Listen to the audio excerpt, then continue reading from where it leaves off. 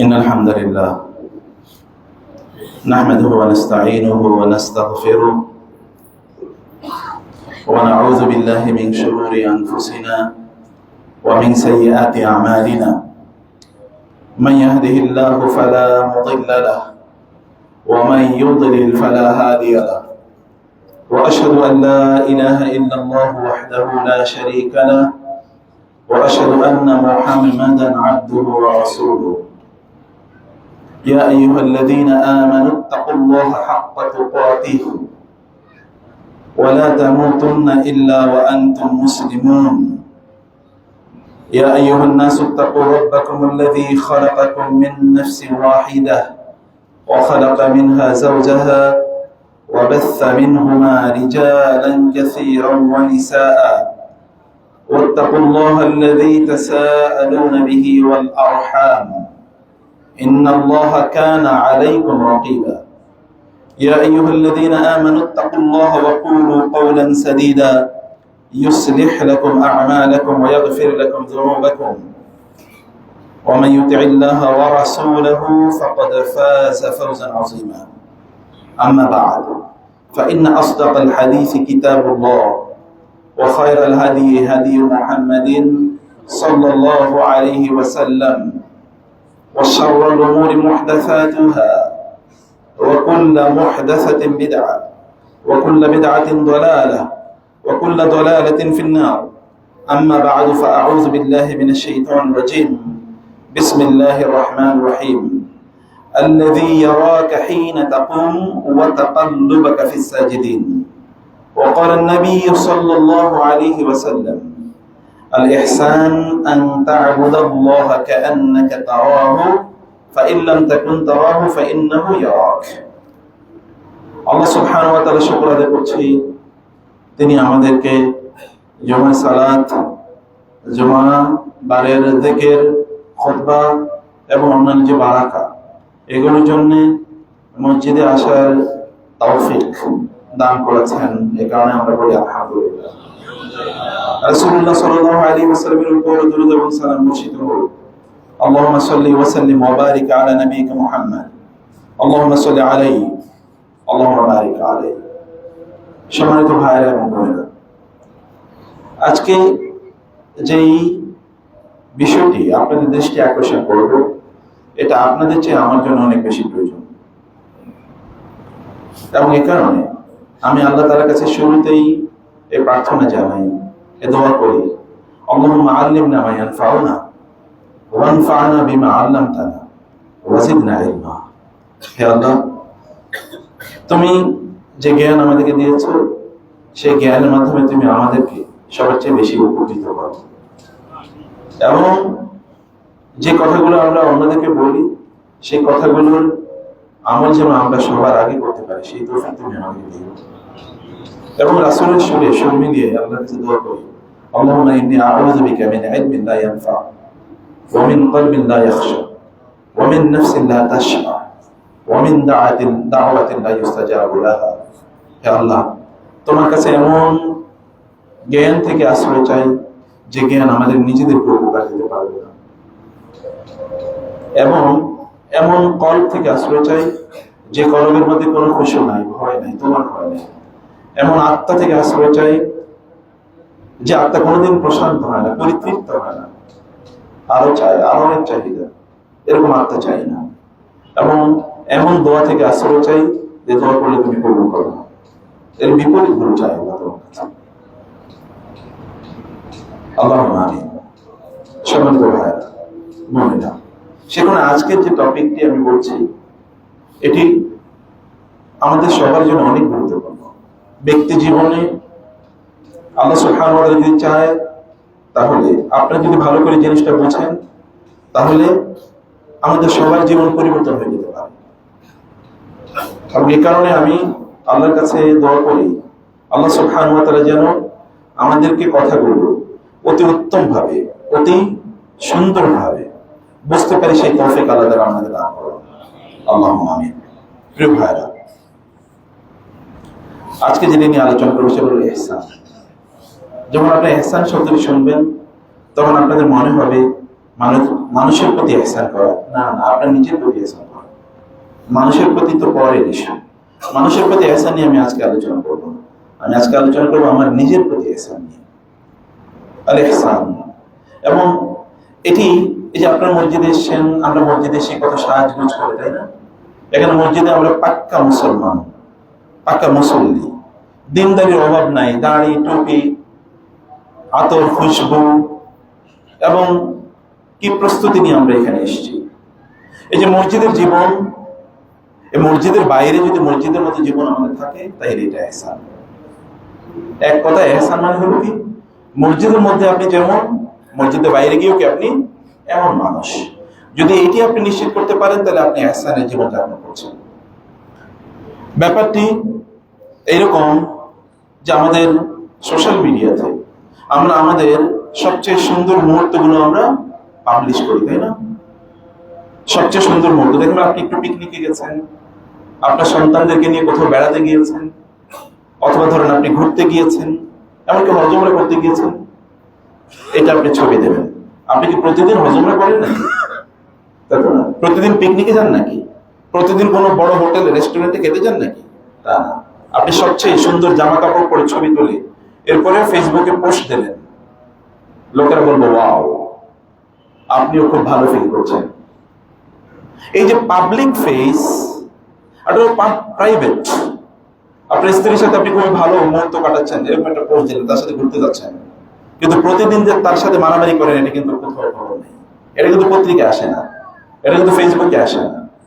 আপনার public life এবং private লাইফে একরকম কিনা? পাবলিকলি তো আমরা সবকিছু সুন্দর করে প্রেজেন্ট করার চেষ্টা করি, কিন্তু প্রাইভেটলি আমরা সেটাকে কতটা সুন্দর করতে পারছি, সেটা হচ্ছে ইহসান। আমাদের public face and private face, আমার প্রকাশ্য এবং গোপন অবস্থা। আপনারা আমাকে এখানে খুতবা দিতে যেমন দেখছেন, এবং অভ্যন্তরে যদি আমি এমন মানুষ না হই, তাহলে কেমন দিন আমি মুনাফিক হিসেবে না বলা। এবং এটার কাছে, আল্লাহর কাছে আমি আশ্রয় চাই যেন এমনটা না হয়। কারণ আপনাদের জন্য আমি দোয়া করি শুরুতেই, আল্লাহ তাআলা যেন আমাদের মসজিদের মতোই বাইরের মসজিদের বাইরের জীবনটা যেন আল্লাহ তাআলা করে দেয়। আল্লাহুম্মা আমিন। প্রিয় ভাই, এটা হচ্ছে ইহসান। এক্ষেত্রে আমাদের অনেক গাফলতি আছে, গাফলতিটা যেন না থাকে আমি সে বিষয়ে বলতে চাই। বিখ্যাত সেই হাদিস, যেটা হাদিসে জিবরিল নামে আপনারা জানেন, রাসূলুল্লাহ সাল্লাল্লাহু আলাইহি ওয়াসাল্লামকে জিবরিল ইসলাম অনেকগুলো প্রশ্ন করলেন। এর মধ্যে একটা প্রশ্ন ছিল আখবিরনি আনিল ইসলাম, আখবিরনি আনিল ঈমান, এবং তারপর বলবেন আখবিরনি আনিল ইহসান, আমাকে ইহসান সম্পর্কে আপনি বলুন। রাসূলুল্লাহ সাল্লাল্লাহু আলাইহি ওয়াসাল্লাম তখন বললেন আন তা'বুদাল্লাহা কাআন্নাকা তারাহু ফাইন লাম তাকুন তারাহু ফাইন্নাহু ইয়ারাক, তুমি এমন ভাবে আল্লাহর ইবাদত করো যেন আল্লাহ সুবহানাহু ওয়া তাআলা তোমাকে দেখছেন, যেন আল্লাহ তাআলা তোমাকে দেখছেন। ফাইন লাম তাকুন তারাহু, যদি তুমি আল্লাহকে দেখতে না পাও, এই অনুভূতি, এই স্ট্রেংথ অফ ঈমান যদি তুমি ডেভেলপ না করতে পারো, ফাইন্নাহু ইয়ারাক, কমপক্ষে এইটুকু তোমার মধ্যে ডেভেলপ করো যে তিনি তোমাকে দেখছেন। এটাকে আধুনিক যুগে যদি বলি সিসিটিভি এফেক্ট অথবা অবজারভার এফেক্ট সাইকোলজিতে বলা হয়। অবজারভার এফেক্ট মানে কি? যেমন আপনি যদি দেখেন কেউ আপনার দিকে তাকিয়ে আছে, তখন আপনার নামাজের মান বেড়ে যায়, তখন আপনি লম্বা করে সিজদা দেন, লম্বা করে রুকু দেন, লম্বা সময় দাঁড়িয়ে থাকেন। আর যদি দেখেন কেউ নাই, তখন আপনি দ্রুত নামাজ পড়েন। এটা হলো অবজারভার ইফেক্ট। কোন একজন ভাই একটা দোকান দিয়েছেন, অন্য ভাই একটা অফিস দিয়েছেন, সেখানে কর্মকর্তা কর্মচারীদেরকে নিয়োগ দিয়েছেন, এরপর তার কোনো কাজ করে না, ঠিক মতো বেচা বিক্রিও করে না, অফিসের কাজও ঠিক মতো করে না। কিন্তু যখন সিসিটিভি লাগানো হলো এবং বললো যে মালিক সব দেখতেছে, তখন উনি কি করেন? এখন সব এভরিথিং সব ফিটফাট। আমেরিকাতে একটা সিনেমা তৈরি হতো একসময়, অনেক আগের কথা বলছেন, ওর মধ্যে বিগ ব্রাদার শো।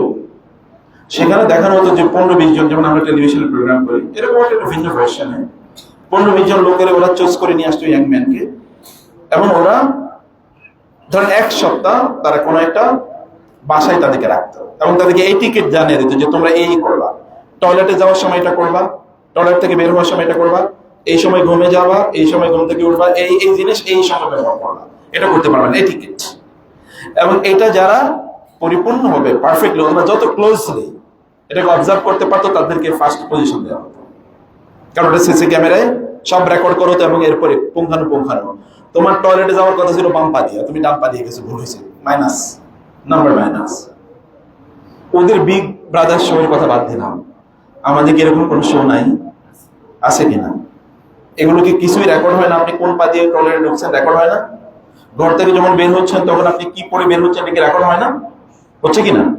ওয়াতাকাল্লুবাকা ফিস সাজিদিন, আল্লাহ তাআলা রাসূলকে বলছেন আল্লাযী ইয়ারাকা হিনা তাকুম, আল্লাহ তাআলা দেখেন যখন আপনি দাঁড়ান নামাজে। ওয়াতাকাল্লুবাকা ফিস সাজিদিন, এবং সিজদায় আপনার যে লুটিয়ে পড়া, এটাও আল্লাহ সুবহানাহু ওয়া তাআলা দেখেন। অর্থাৎ নারা তাকাল্লুবা ওয়াজহিকা ফিস সামা, আল্লাহ দেখেন আপনি বারবার আকাশের দিকে তাকাচ্ছেন, বারবার আপনি সিজদায় লুটিয়ে পড়ছেন আল্লাহর কাছে। আল্লাহ তাআলা এগুলো, আল্লাহ ইজ অবজার্ভিং এভরিথিং, আল্লাহ সুবহানাহু ওয়া তাআলা সবকিছু দেখছেন। এই যে তিনি আপনাকে দেখছেন, এই তিনি আপনাকে দেখছেন, এটা বইয়ের ডেফিনেশন থেকে বের হয়ে এবার রিয়েল লাইফের ডেফিনেশন, ব্যক্তি জীবনের ব্যবহারটা নিয়ে আমি কেবল আপনাদেরকে কয়েকটা বিষয় বলতে চাই। এর মধ্যে দেখুন আল্লাহ সুবহানাহু ওয়া তাআলা কোরআনে বারবার বলছেন যে তিনি আমার খুবই নিকটবর্তী, আমাদের নিকটবর্তী, এবং তিনি সব দেখছেন। দেখেন না অনেকগুলো আয়াত, সূরাতুল আলাকে আলাম ইয়ারা বিআন্নাল্লাহ ইয়ারা, সে কি জানে না আল্লাহ তাআলা তাকে দেখছেন? আবু জাহল রাসূলুল্লাহ সাল্লাল্লাহু আলাইহি ওয়াসাল্লামকে সালাত আদায় করতে দিচ্ছেন না। ওয়ানহা মানে আবদা ইযা সাল্লা, সে ওই বান্দাকে নিষেধ করে যখন সে নামাজ আদায় করে। সেখানে আলামি আলামি আল্লাহ ইয়ারা কাল্লা লা ইল্লাম ইয়ানতাহি লানাসফাম বিন-নাস, ও যদি বিরত না থাকে, ওর অগ্রভাগের চুল, কপালের অগ্রভাগের চুল ধরে আমি ওকে জাহান্নামে নিক্ষেপ করব। আল্লাহ বলছেন, আল্লাহ সুবহানাহু ওয়া তাআলা বলেন ওয়া মাআকুম আইনামা কুনতুম, তোমরা যেখানে থাকো তিনি তোমাদের সাথে আছেন। তিনি বলছেন ইয়ালামু খাইনাতাল আয়ুন ওয়া মা তুখফিস সুদূর, তিনি জানেন তোমাদের চোখের খেয়ানত, তুমি চোখ দিয়ে কোন দিকে তাকাচ্ছ, চোখের খেয়ানত ইয়াংদের জন্য অনেক বেশি গুরুত্বপূর্ণ, যে চোখের খেয়ানত, আপনি চোখে কোন দিকে তাকাচ্ছেন। কালকে আমরা আসতেছিলাম, এটা দূরে একটা প্রোগ্রামে গিয়েছি, তো সেখান থেকে এসে বাসায় আমরা যখন ঢুকেছি তখন ফজরের আযান দেয়। তো ওইখান থেকে যখন যাচ্ছিলাম দেখলাম যে ফ্লাইওভারের নিচে যতগুলো পিলার আছে সবগুলো পিলারে সিনেমার পোস্টার ভর্তি, তাকানো যায় না। আমি ভাবলাম যে কি পরিমাণ চোখের জেনা এর মাধ্যমে লোকেরা করছে, কি পরিমাণ চোখের জেনা লোকেরা করছে, এবং এটা লোকেরা করে যাচ্ছে। এই অনুভূতি তো নাই, মানুষ তো বুঝে না হয়তো যেটা তার গুণ, এই অনুভূতি কারণ এটা তো কোথাও পড়ানো হয় না, মাদ্রাসাও পড়ানো হয় না, স্কুল কলেজে তো নাই। এবং এই কারণে আমি বুঝি না যে আমার চোখেরও দায় আছে, জেনা আছে, এটা দায়িত্ব আছে। ও জেনাল আইনি আন্নাস। সোশ্যাল মিডিয়া যখন আমরা ব্যবহার করি তখন সেখানে কি চোখের জেনা হয় না? হয় কিনা? সোশ্যাল মিডিয়া যখন আপনি ব্যবহার করেন, ইউটিউব অথবা ফেসবুক, সেখানে চোখের জেনা তো হয়। এমনকি যখন আপনার ইমো চালান তখন কি এখানে চোখের জানা হয় না? কতক্ষণ পর পর এটা আসে না? আসে। এবং আরো যত ধরনের অ্যাপস আছে, যখন আপনি ফ্রি ভার্সন চালান তখন মানে আপনাকে অ্যাড দেখতেই হবে। অতএব আধুনিক এই টেকনোলজির সাথে বিল্ট ইন আছে ফিতনা, ইমান বিধ্বংসী জিনিস, এলিমেন্ট গুলো বিল্ট ইন। ফিল্টারিং করা আপনার জন্য ফরজ, কিন্তু আপনি তো বুঝেনি না যে এখানে ফিল্টারিং করতে হবে। তাইলে এই ফিল্টারিং এর মেকানিজমটাই আমি আপনাদেরকে বলছি, যেটা আলোচনা নিয়ে ওয়ালাম খায়নাতাল ইয়ালামু খায়নাতাল আ'য়ুন ওয়া মা তুখফি সুদুর। মনে মনে আপনি যা ভাবছেন, এই যে মনে মনে আমরা যে চিন্তা করি, শব্দ প্রকাশ করি না, কিন্তু এটাও কিন্তু আল্লাহ সুবহানাহু ওয়া তাআলা এর সাথে ইহসানুজ জন এর ইস্যু। ওয়ালা তামুত লা ইয়ামুতান্না আহাদুকুম ইল্লা ওয়া হুয়া ইহসিনুজ জন্না বিল্লাহ। রাসূলুল্লাহ সাল্লাল্লাহু আলাইহি ওয়াসাল্লাম বলেছেন, তোমরা কেউ আল্লাহর ব্যাপারে উত্তম ধারণা না নিয়ে মারা যেও না, খবরদার, তাহলে বিপদ আছে। আনা ইনদা যন্নি আবদি ওয়া আনা মাআহু ইযা যাকারানি। আল্লাহ তাআলা বলেন হাদিসে কুদসি, আমার বান্দা আমারে যেমন মনে করে আমি তেমন, ও আমাকে যেভাবে স্মরণ করে আমি তেমনই। ফাইযা যাকারানি ফি মালাইন যাকারতুহু ফি মালাইন আলা। সে যদি আমাকে কোনো জনসম্মুখে আমার কথা বলে, তাহলে আমি তার সামনে যে মানুষ আছে, জনতা আছে, তার চেয়ে অনেক অনেক উত্তম, অনেক সম্মানিত সৃষ্টির সামনে তার ব্যাপারে আমি আলোচনা করি। তারা কারা? মালায়েকা মুকাররাবুন, সবচেয়ে নিকটবর্তী ফেরেশতা। এবং যখন সে ইযা যাকারানি ফি নাফসি যাকারতু ফি নাফসি, যখন সে একা একা আমার কথা স্মরণ করে, তখন আমি একা একা তার কথা স্মরণ করি। আল্লাহু আকবার, কি মহান রব! এই রবকে মানুষ ভুললে কেমনে যায়? কি বলে যায় মানুষ এই রবকে ভুলে? তাকে স্মরণ না করে থাকে কিভাবে? ওয়া নাহনু আকরাবু ইলাইহি মিন হাবলিল ওয়ারিদ। আমি তার যে গলার ধমনী আছে, এই ধমনীর রগ এর চেয়ে অনেক অনেক নিকটে আমি তার কাছে। তার মানে everything, observe everything, record everything. আমি সবকিছু দেখি এবং সবকিছু জানি। ইন্নাল্লাহা আলাইকুম রাকিবা, ইন্নাল্লাহা কানা আলাইকুম রাকিবা। প্রতি জুমায় আপনারা এই কথাটা শুনেন। কিন্তু what is the implication of this? আল্লাহ সুবহানাহু ওয়া তাআলা তোমার সব কিছুর অবজারভার, তত্ত্বাবধায়ক, সবকিছু তিনি তত্ত্বাবধান করে, সবকিছু তিনি রেকর্ড করে রাখেন। এভরিথিং। আপনি কি ভাবছেন, কি বলছেন, কোন ইন্টেনশন নিয়ে কি বলছেন, that is not close to Allah, that is not concealed to Allah, that is disclosed to him, that is revealed to him. এটা তার কাছে স্পষ্ট, তার কাছে এটা প্রকাশিত, তার কাছে এটা প্রকাশিত। প্রিয় ভাইরা, সম্মানিত বোনেরা, এ কারণে বলছে যে ইহসান নিয়ে আমি আপনাদেরকে যেটা বলতে চাই তা হলো, এর মানে হচ্ছে আল্লাহ সুবহানাহু ওয়া তাআলা ইজ অবজারভেন্ট। এটাকে সব সময়, এই ফিলটা, এই অনুভূতিটা সব সময় রাখা। মনে রাখবেন, এটা কেবলমাত্র এই যে ইলেকট্রিক্যাল এই ফ্যান অথবা লাইটের সুইচ না, যে অন করলেন এরপরে কি এটা চলতে থাকলো। অতএব ইহসানের ইস্যুটা এরকম না যে ইহসানের সুইচ অন করলেন এরপর আপনি ফেরেশতা হয়ে গেছেন। ব্যাপারটা কিন্তু এরকম না। ইহসানের সুইচ অন করলেই ফেরেশতা হয়ে যাওয়া যায় না। এটা গ্র্যাজুয়ালি, দীর্ঘদিন জুড়ে আপনাকে নিজেদেরকে ইহসানের লেভেলে নিয়ে যেতে হবে। এবং কিভাবে সেটা নিয়ে যাবেন সেই বিষয়টি আমি আজকে আপনাদের সামনে আলোচনা করার চেষ্টা করব। আল্লাহ সুবহানাহু ওয়া তাআলা ফাসায়ারাল্লাহু আমালাকুম ওয়া রাসূলুল মুমিনুন। আল্লাহ সুবহানাহু ওয়া তাআলা অচিরেই তোমাদের আমলগুলো প্রকাশ করে দেবে। ওয়ালা ইয়াতিরাকুম আমালাকুম, তোমাদের আমল তিনি নষ্ট করবেন না। will preserve everything when we will present everything. সব তিনি রক্ষা করছেন এবং সবকিছু তিনি প্রিজার্ভ করবেন। রাতের বেলা যখন আপনি একাকী দাঁড়ান নির্জনে নিভৃতে আল্লাহ রাসূলের মতো কুমিন লাইলা ইল্লা কালিলা, তখন যেমন তিনি দেখেন। আবার ইয়াং জেনারেশন রাত যত গভীর হয় নীল সংস্কৃতিতে আপনি তত ডুবে যান এবং আপনি তত ইউটিউবে রিলস শর্টস অথবা হারাম এমন একটা রেলমে আপনি ঢুকে যান যেগুলো আপনি মনে করেন এভরিবডি ইজ asleep, সব ঘুমিয়ে পড়ছে, কেউ দেখে না। কিন্তু একজন আছেন লা তাখুযুহু সিনাতুন ওয়ালা নাওম, আল হাইয়ুল কাইয়্যুম, তিনি কোনোদিন মারা যান না এবং তিনি সদা বিরাজমান, বাই স্ট্যান্ডিং বিসাইড ইউ, আপনার পাশেই তিনি আছেন, আপনার সাথেই তিনি আছেন এবং তিনি সব দেখছেন, সব তিনি শুনছেন এবং সব তিনি রেকর্ড করছেন। তার নিয়োগপ্রাপ্ত ফেরেশতারা সব রেকর্ড করে আছে, মাল্টি লেভেলের রেকর্ডিং। কিয়ামতের দিন কেবল এক ধরনের রেকর্ডিংই উপস্থিত হবে না। আপনি জানেন কিয়ামতের দিন কত ধরনের রেকর্ডিং উপস্থিত হবে? হ্যাঁ, আপনার নিজের শরীর কিন্তু আপনার বিরুদ্ধে সাক্ষী দেবে, আছে না? আল ইয়াউমা নাখতিমু আলা আফওয়াহিহিম ওয়া তুকাল্লিমুনা আইদিহিম ওয়া তাশহাদু আরজুলুহুম বিমা কানু ইয়াকসিবুন। আল্লাহ সুবহানাহু ওয়া তাআলা সূরা ইয়াসিনে তো বলেছেনই, আর বহু সূরায় একই কথা বলেছেন, লিমা শাহিদতুম আলাইনা। সেদিন লোকেরা বলবে, তাদের চামড়াগুলো তাদের বিরুদ্ধে কথা বলবে, শরীরের অঙ্গ প্রত্যঙ্গ। তো লোকেরা অবাক হবে, লিমা শাহিদতুম আলাইনা, তোমরা আমার শরীরের অঙ্গ প্রত্যঙ্গ আমার বিরুদ্ধে কেন কথা বলছো? তখন তার বলে ক্বালু আনতাকানা আল্লাহুল্লাযী আনতাকা কুল্লা শাই, যিনি সবকিছুকে চাইলে কথা বলাতে পারেন, তিনি আমাদেরকে আজকে কথা বলতে বাধ্য করেছেন, আমরা তার অবাধ্য হতে পারি। দুনিয়ায় তো আল্লাহ তার অবাধ্য হয় না, আমাদের শরীরের অঙ্গ প্রত্যঙ্গ আল্লাহ যা বলে তাই হয়।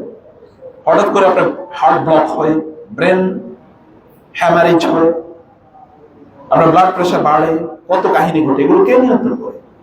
আল্লাহ তাআলা। আল্লাহ সুবহানাহু ওয়া তাআলা নিয়ন্ত্রণ করে এগুলো সব, এমনকি আপনার অন্তর।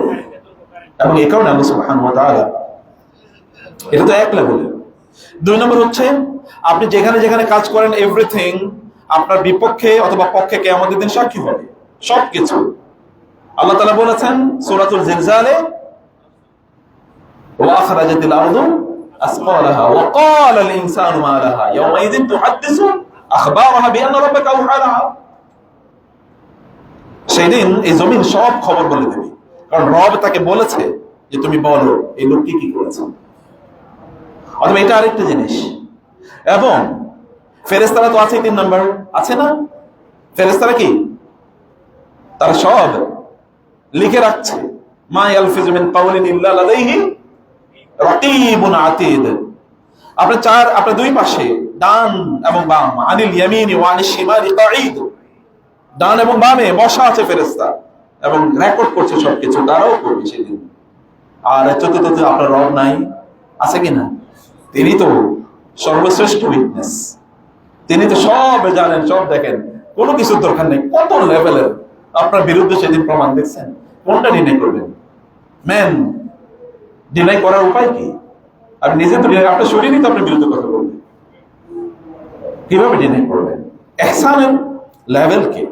আপনি যদি আপনার নিজকে যদি ওই লেভেলে নিয়ে যেতে চান, তাহলে আপনাকে অবশ্যই এই অনুভূতি মাথায় রেখে কাজ করতে হবে, যেটি আল্লাহ সুবহানাহু ওয়া তাআলা বললেন, আলাম ইয়ালাম বিআন্নাল্লাহা ইয়ারা। সে কি বুঝে নাই আল্লাহ সুবহানাহু ওয়া তাআলা দেখছেন?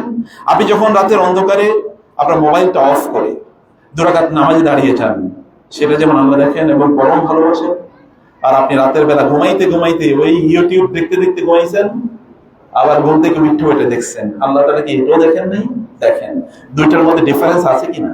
দুই বান্দার, একজন ইহসানের লেভেলের দিকে আগে যাচ্ছে, আরেকজন একেবারে ইসআএর লেভেলের দিকে আগে যাচ্ছে।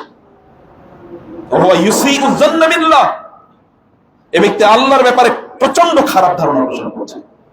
সে বুঝে নাই যে আল্লাহ তাআলার কাছে সব দিনের জন্য জবাবদিহি করতে হবে, সবকিছুর জন্য জবাবদিহি করতে হবে। সম্মানিত ভাইরা বললেন, এমন অনেক মানুষ আছে এই পৃথিবীতে, তাদের বেঁচে থাকাটা এটা না থাকার মতো। এটা কবির এই কারণে বলেছেন, قد عاش قوم قد مات قوم وعاشت مكارمهم। এমন একদল লোক মারা গেছে, কিন্তু তারা এত ভালো কাজ করে গেছে, তাদের মৃত্যুর পরে ওই ভালো কাজগুলো এখন জীবিত, এখন জীবিত। ওয়াকাদ আশা কওমুন ওহুম ফিল কওমে আমওয়াতু, আবার এমন একদল লোক আছে তারা বেঁচে আছে কিন্তু তারা আসলে মৃত, কারণ এদের জীবন কোনো প্রভাব তৈরি করে না, না তার নিজের জীবনে না অন্যের সমাজে, কিচ্ছু অন্যের মাঝে সমাজে তার উপস্থিতি কোনো পার্থক্যই তৈরি করে। It doesn't matter whether he she is living or not, সে কি জীবিত আছে নাকি মারা গেছে, এতে কিছুই যায় আসে না, কারো উপর কোনো ইম্প্যাক্ট নাই। এইরকম একটা নাথিং জীবন যাপন করা, এটা আপনার সাথে যায় না, একজন মুসলমানের সাথে যায় না। কুনতুম খায়রা উম্মাতিন উখরিজাত লিন-নাস তা'মুরুনা বিল মা'রুফি ওয়া তানহাউনা 'আনিল মুনকার। তোমরা শ্রেষ্ঠতম জাতি, মানুষের জন্য কিছু করার জন্য তোমাদেরকে আল্লাহ তাআলা সৃষ্টি করেছেন। মানুষের জন্য বিভিন্ন ভাবে করে, সেটা এইভাবে হোক ওইভাবে হোক, সেখানে আরেকটা ইহসানের কাজ আছে। কিন্তু আপনার জীবনটা যেন এমন না হয় যে আপনি আসলে কিছুই ভাবেনই না, আপনি কেমন যেন একটা পশু, গরু, ছাগল, কুকুর, বিড়ালের মতো জীবনযাপন করছেন, কোনো অনুভূতি নাই। কেন আপনি বেঁচে আছেন আপনি নিজেও জানেন না। কোনোদিন আপনি চিন্তা করেন না কে আপনাকে বানাইছে এবং কার কাছে আপনাকে ফিরে যেতে হবে, এবং সেখানে গেলে আপনি করবেন কি, হোয়াট ইজ আফটার লাইফ, এই জীবনের পর এরপরে কি, এগুলো নিয়ে কোনোদিন আপনি ভাবেন না, চিন্তা করেন না। এটা তো পশু পাখির জীবন, এটা তো মানুষের জীবন না। ওয়ালাকাদ কাররামনা বানি আদমের অন্তর্ভুক্ত আপনি না। উলাইকা কাল আনআমি বাল হুম আযাল, এরা পশু পাখি, জন্তু, জানোয়ারের চেয়েও খারাপ। জন্তু বললে মানায়, কিন্তু এদেরকে জন্তু বললে জন্তুর গালি দেওয়া হবে, জানোয়ার এদেরকে বললে জানোয়ারের গালি দেওয়া হয়, কারণ তো জানোয়ারের চেয়ে কম আর জানোয়ারের চেয়েও খারাপ। অতএব জানোয়ার বললে এরা জানোয়ারের মানে উঠে যায়, এরা জানোয়ারের মানেন না, এর আরো নিচু মানে, লোয়ার দেন জানোয়ার। এমন জীবন যাপন কেন আপনি করবেন? আপনি নিজের উপর আপনি এরকম জুলুম এবং অত্যাচার কেন চাপিয়ে দেবেন? তারা বুঝেই না সে হালাল করছে কাজ নাকি হারাম করছে, সে কল্যাণ করছে নাকি অকল্যাণ করছে, সে কি তার দুনিয়াকে ধ্বংস করে দিচ্ছে, আখিরাতকে ধ্বংস করে দিচ্ছে নাকি করছে না, কিছুই বুঝে না। তামদি সুনুন ওয়া তানকাদিল আইয়াম ওয়ান নাসু তালহু ওয়াল আনামু নিয়াম ওয়ান নাসু তাসআ লিল হায়াতি বিগাফলাতিন লাম ইয়াযকুরুল কুরআন ওয়াল ইসলাম। একদল লোকের অবস্থা হচ্ছে এরকম, দিন যায় রাত যায়, বছর গড়িয়ে যায়, এবং তারা কেবল খেলাধুলায় ব্যস্ত, তার কেবল খাও দাও ফুর্তি করে এর মধ্যে তাদের সময় কেটে যায়। মানুষ কেবল দুনিয়ার জন্য দৌড়াচ্ছে এবং তার জীবন সম্পর্কে সে গাফেল। তারা কোরআন বুঝে না, তারা ইসলাম বুঝে না। ওয়াল মালু আসবাহা জামউহু কাতাজাহুদিন কাতাহাজ্জুদিন ওয়া তামাত্তু'শ শাহওয়াতি সারা কিয়ামু। একদল লোকের দুনিয়ার পেছনে ঘোরা তারা তাহাজ্জুদের নামাজের মতো এরকম গুরুত্বপূর্ণ বানিয়ে দিয়েছে, এবং তাদের আশা আকাঙ্ক্ষা, তাদের মনে যা চায় এটাকে পূর্ণ করাটাকে তারা আল্লাহ সুবহানাহু ওয়া তাআলার সামনে কিয়ামুল লাইলের মতো মর্যাদা দিয়ে দিয়েছে। তাদের কিয়ামুল লাইলকে যেমন মর্যাদা দেওয়া উচিত, এরকম তারা এই দুনিয়ার তাদের যে লোভ লালসা, তাদের আরো চাই, আরো লাগবে, এগুলোর পেছনে তারা যেমন ভাবে সময় দেয়, যেমনি ভাবে তার সময় দেওয়ার উচিত ছিল তাহাজ্জুদ এবং কিয়ামুল লাইল। قد زين الشيطان كل رذيلة والناس تفعل ما تريد حرام।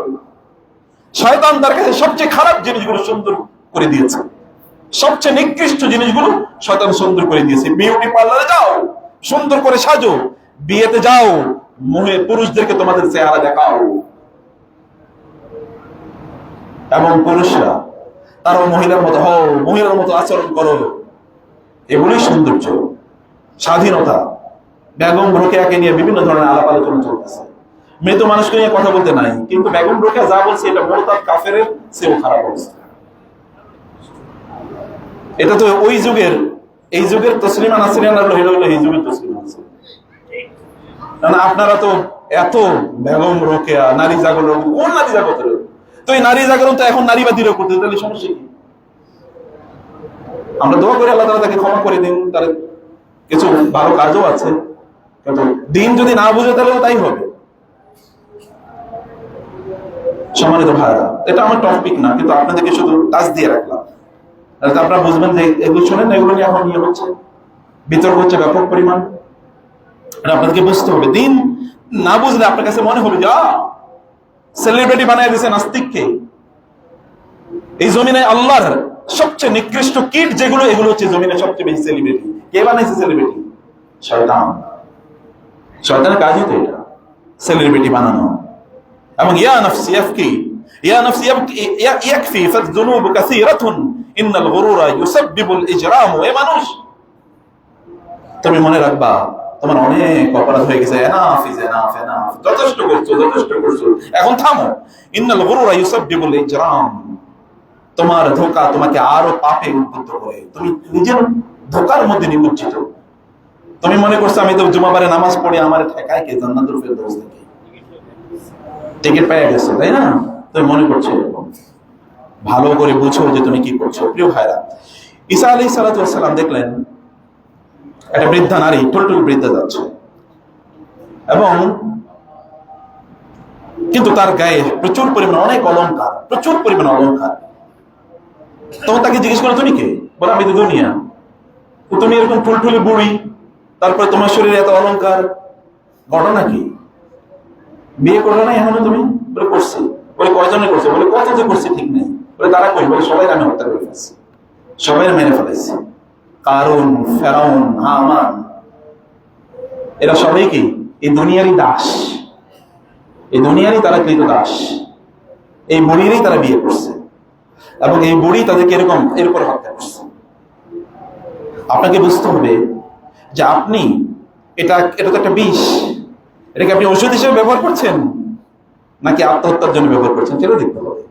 এটাকে ওষুধের মতো করে ব্যবহার করেন, বিষটাকে তো ওষুধও বানানো যায়। কিভাবে বানানো যায়? You should know that. আপনাকে সেটা জানতে হবে। সেটা জানার জন্য আপনাকে অবশ্যই দিন বুঝতে হবে। যদি আপনি না বুঝেন তাহলে হবে না। বিশর আল হাফি তিনি একবার রাস্তা দিয়ে যাচ্ছিলেন, তার সাথে একজন লোক আছে।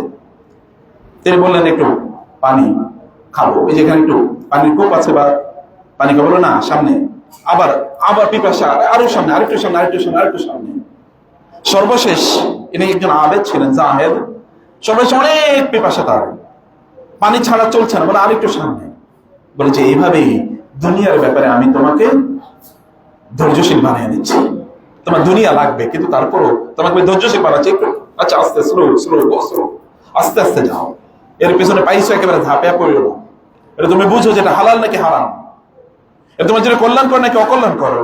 তোমার রবের পথে চলতে হলে তোমাকে ধৈর্যের সাথে চলতে হবে। ইন্নামাস সাবরু মা তাসাব্বুর, ধৈর্য আসে ধৈর্যের প্র্যাকটিসের মাধ্যমে। আল হিলমু মা বিতাহাল্লুম, আস-সাবরু মা তাসাব্বুর, ওয়াল ইলমু মা তাআল্লুম। জ্ঞান অর্জন, জ্ঞানী হয় কেবলমাত্র ব্যক্তি যদি জ্ঞান অর্জন করতে থাকে, জ্ঞান এর পথে যদি ব্যক্তি চলতেই থাকে। আল্লাহ সুবহানাহু ওয়া তাআলা কোরআনে আমাদেরকে বলেছেন, ওয়া তাওয়াক্কাল আলাল আজিজির রহিম আল্লাযী ইয়ারাকা হিনা তাকুম ওয়া তাকাল্লুবাকা ফিস সাজিদিন ইন্নাহু হুয়াস সামিউল আলিম। আল্লাহ সুবহানাহু ওয়া তাআলা যখন কোরআনে বলেন আস-সামিউল আলিম, তখন আপনাকে ভালো করে বুঝতে হবে যে তিনি প্রত্যেকটা ফিসফিসানি শুনেন, প্রত্যেকটা হুইসপারিং শুনেন। আপনি যখন কানে কানে কাউকে কিছু বলছেন, অন্যকে আড়াল করে আরেকজনকে কিছু বলছেন, সেখানে ৩ নম্বর ব্যক্তি হচ্ছেন আল্লাহ সুবহানাহু ওয়া তাআলা। মা মিন নাজওয়া সালাসাতিন ইল্লা হুয়া রাবিউহুম, 2 জন 3 জন বসে কোনো সরল পরামর্শ করছে, সেখানে চতুর্থ জন কে? আল্লাহ। আপনি লুকাবি ইস্তাগফিরুনা মিনান নাস ওয়া লা ইস্তাগফিরুনা মিনাল্লাহি ওয়া হুয়া মাআহুম। লোকেরা মানুষ থেকে লুকাতে চায় কিন্তু আল্লাহ থেকে তো লুকাতে পারে না। বাংলায় বলে লেজটা এত বড় যে যতই ঢাকে তারপর বাইরে হয়ে যায়, এত বড় লেজ নিয়ে ঘুরে। উট পাখি যখন ঝড় আসে তখন কি করে? বালির মধ্যে মাথাটা ডুবিয়ে দেয়। ও মনে করে ও যদি ঝড় না দেখে তাহলে বুঝি ঝড় হয়, কিন্তু এর মধ্যে ঝড়ে কি বালি আইসা ওরে মাটির মধ্যে মানে বালি দিয়ে ওরে ডুবিয়ে দেয়। ও মনে করছে যে আমি যদি না দেখি তাহলে তোর ঝড় নাই, এই জন্য মাথাটা বালির মধ্যে ডুবিয়ে দেয়।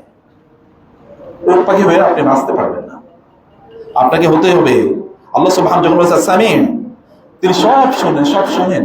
সামিম মানে কি? ইসমু সিফাত অথবা ইসমুল মুবালাগার সিগা এরকম ভাবে আসে। আপনারা যারা মাওলানা শাহ আলেম যারা মাদ্রাসায় পড়েছেন তারা জানেন, আর না জানলে কাঁদা উচিত। জানলেন না কেন জানলেন না? আপনি কেন কোরআন বুঝলেন না? কেন আরবি শিখলেন না? কেন কোরআনিক ল্যাঙ্গুয়েজ আপনি জানলেন না? আপনার কি সময় ছিল না? সময় ছিল না, দুনিয়ার জন্য সময় ছিল কিন্তু আখিরাতের জন্য সময় নেই। এখন আমি বলবো আচ্ছা আমি ইসমু সিফাত, আপনি বলেন কিছুই বুঝি না, হা হা লা আদরি, এটা কিয়ামতের দিন গিয়ে বললেন হা লা আদরি, যে আমি বুঝি না। সামি মানে হচ্ছে আবার মুবালাগা, মানে তিনি এত শুনেন যেটা পৃথিবীর কেউ টের পায় না, কিচ্ছু টের পায় না। আপনার স্ত্রী আপনার পাশে শুয়ে আছে, তিনি টের পান না, কিন্তু আল্লাহ সুবহানাহু ওয়া তাআলা জানেন। তিনি সামি আল আলিম, কেউ জানে না, nobody knows, even sometimes you yourself forget। কখনো কখনো আপনি নিজে ভুলে যান, কিন্তু বলেন নাকি ওমা কানা রাব্বুকা নাসিয়া, তোমার রব ভুলে না, তিনি ভুলেন না। তুমি ভুলে যেতে পারো, কিন্তু তিনি ভুলেন না। আল্লাহ সুবহানাহু ওয়া তাআলা তিনি আস-সামি', এবং আল্লাহ সুবহানাহু ওয়া তাআলা আলিম, তিনি সবকিছু জানেন, তিনি সবকিছু দেখেন। এবং ইয়ালামু মা ইয়ালিজু ফিল আরদি ওয়া মা ইয়াখরুজু মিনহা ওয়া মা ইয়ানজিলু মিনাস সামাই ওয়া মা ইয়ারজু ফিহা ওয়া হুয়া মা'আকুম আইনামা কুনতুম আল্লাহু বিমা তা'মালুনা বাসীর। অন্য জায়গায় আল্লাহ তাআলা বলেছেন, এই জমিন থেকে কি বের হয়, জমিনের ভিতরে কি ঢোকে, তিনি সব জানেন। সব জানেন আপনি জমিনের মধ্যে কি ঢুকাচ্ছেন, বীজ, চারা, অথবা ধরেন অন্য কোনো কিছু কি যাচ্ছে জমিনের মধ্যে, এটা আমরা জানি না। কেমনে জানবো? কিভাবে সম্ভব? এই জমিনে কোথায় কি আছে কে জানে? কেউ তিনি জানেন। আমরা আয়াতে তিনি বলেছেন, কোন গাছের পাতা তার নিজে ছাড়া নড়ে না। তিনি জানেন, তিনি জানেন মানে তার নির্দেশ এটা, যে গাছের পাতা তুই নড়। যদি তিনি বলেন যে নড়বে না, তাহলে ওই গাছের পাতার সাধ্য নেই নড়া।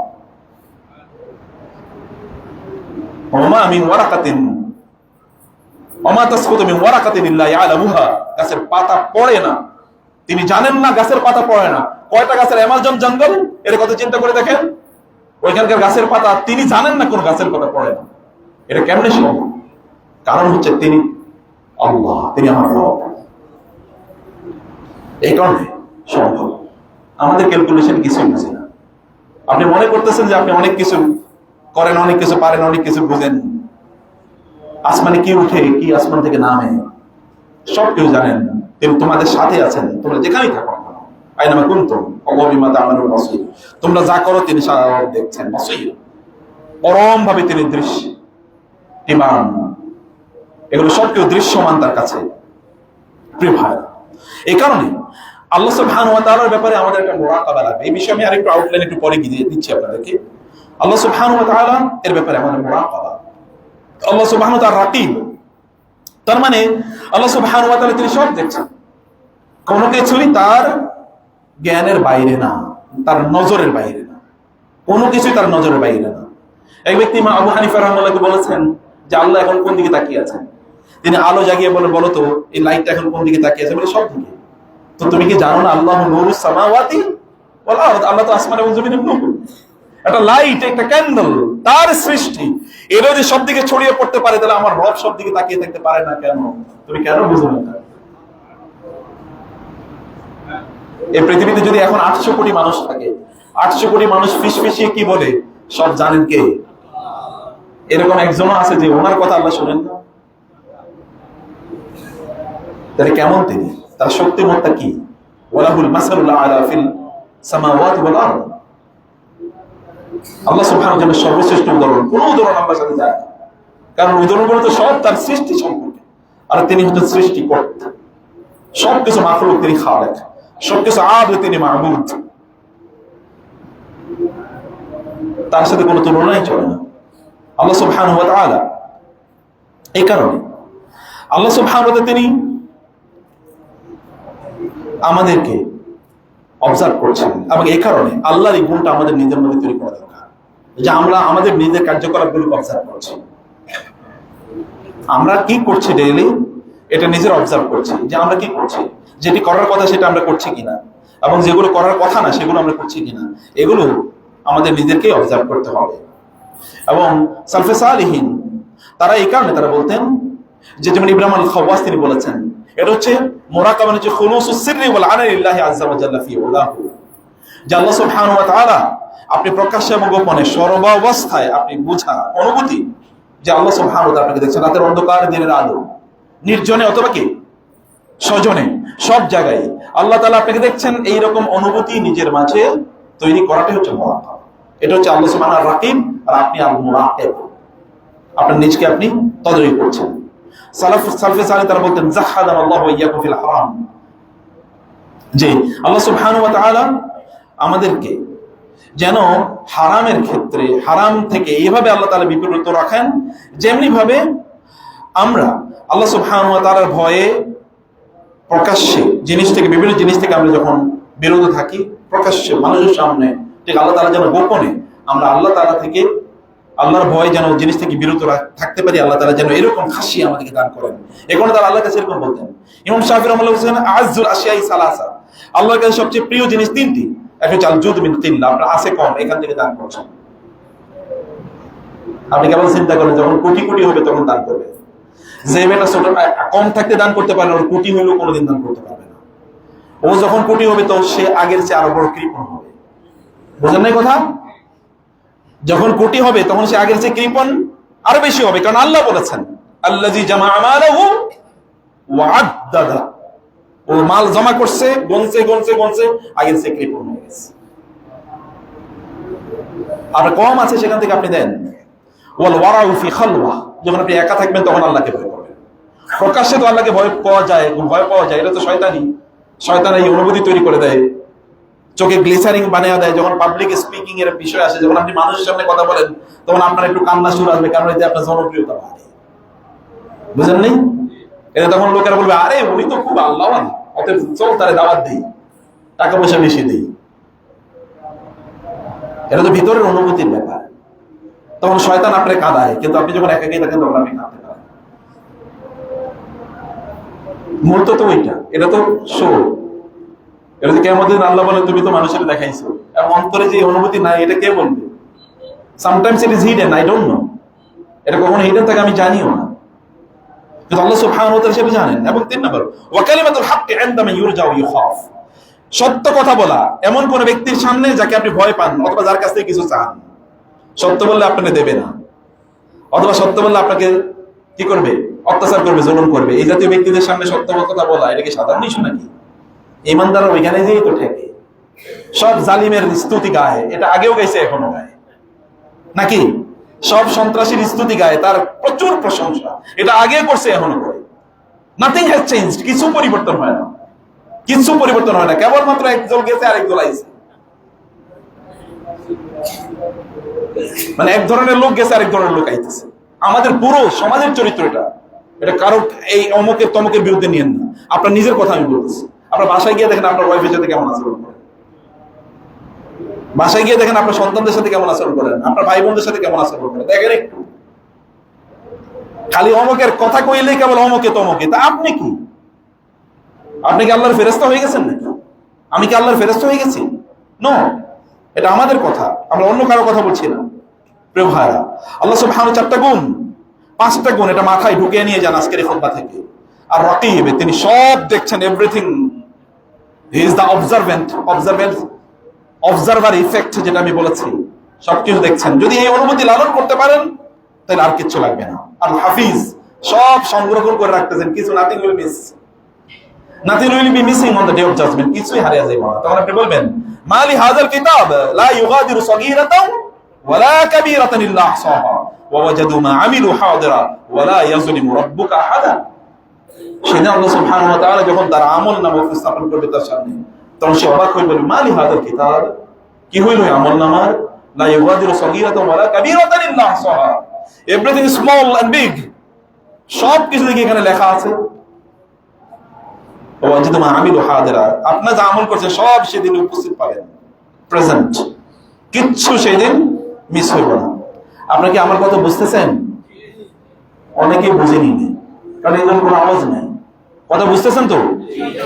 আল্লাহ তাআলা বুঝার তৌফিক দান করুন আমাকে এবং আপনাদের, আল্লাহুম্মা আমিন। 3 নম্বর, আল আলিম, তিনি সব জানেন। তিনি কি সব জানেন? কি কি বলছে বলেন তো? 1 নম্বরে কি বলছি? আর রাকিব। 2 নম্বরে কি? আল হাফিজ। 3 নম্বরে কি? আল আলিম। এবং আল আলিম মানে সব জানেন, তার এলেমে আছে সবকিছু। তার এলেম না এরকম না যে বুড়া হয়ে যাওয়ার পরে তারপরে কি এরপরে ভুলে যায়। আল্লাহ সুবহানাহু ওয়া তাআলা কি বুড়ো হয়ে যাচ্ছেন? তিনি কি ভুলে যান যে আর আগে বলছে? তিনি কিচ্ছু বলেন।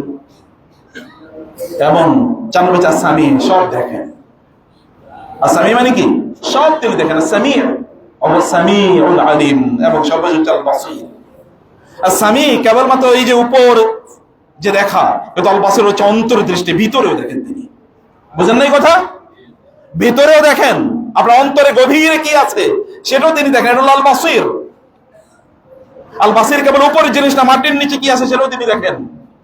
আর বাসীর কেবলমাত্র এই আলোর ঝলঝলানির মধ্যে আপনি কি করছেন তা না, রাতের গভীর অন্ধকারে কেউ দেখে না, ক্লোজ ডোর দরজা, ক্লোজ ডোর কোন রুম, এরকম একটা জায়গায় গহীন জঙ্গলে, সেখানে আপনি কি করছেন সেটাও আর রাতি, সেটাও আর বাসীর অন্তর্ভুক্ত। আল্লাহ সুবহানাহু ওয়া তাআলা এরকম ভাবে আমাদেরকে দেখেন। সম্মানিত ভাইরা, এই কয়েকটা জিনিস, এই নামগুলো আপনাদেরকে বলে এরপর আমি এরপরের আলোচনা আমি যাই। টাইম খুবই শর্ট, আমি পরে যে বিষয়টা আপনাদেরকে বলতে চাই, মৌলিক যে বিষয়, আমি মূল আলোচনায় এবার আমি আসতে চাই। কোরআনের 5টি আল্লাহ তাআলার গুণবাচক নামের কথা বলছে, এগুলো মাথায় নিয়ে যাবেন, বাসায় গিয়ে পড়বেন। আল্লাহর গুণবাচক ওয়ালিল্লাহিল আসমাউল হুসনা ফাদউহু বিহা, আল্লাহ তাআলার গুণবাচক নাম আছে, এগুলো দিয়ে আল্লাহকে ডাকো। কুল উদউল্লাহ আও উদউর রহমান আইয়াম্মা তাদউ ফালাহুল আসমাউল হুসনা।